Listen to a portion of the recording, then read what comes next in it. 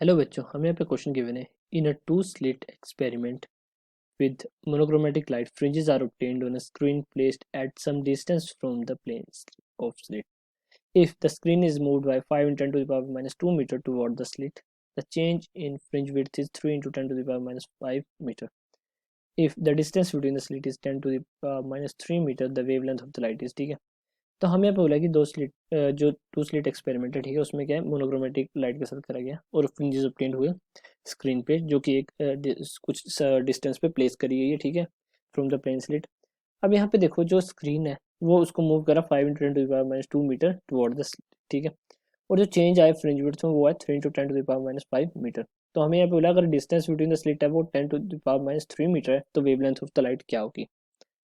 तो यहाँ पे देखो, जो फ्रिंज विड्थ होती है वो किसके इक्वल होती है। फ्रिंज विड्थ का फॉर्मूला जो होता है वो होता है beta is equal to lambda d by d के इक्वल होता है, ठीक है।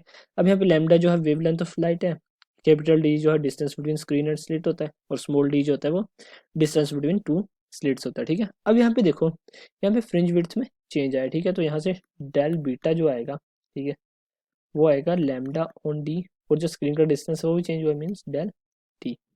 तो यहाँ से लैम्डा जो आएगा, हमें वेवलेंथ फाइंड करना है, तो लैम्डा आएगा del beta into small d on del capital d, ठीक है।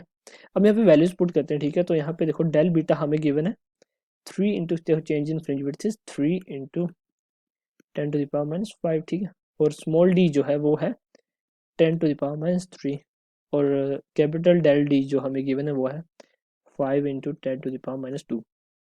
तो यहाँ से लैम्डा की जो वैल्यू है हमारे पास, इसको सोल्व करने वो आई 6 इंटू 10⁻⁻7 मीटर, ठीक है। अब यहाँ पे एंगस्ट्रॉम में पूछा आंसर, तो लैम्डा की वैल्यू आ जाएगी 6000 एंगस्ट्रॉम।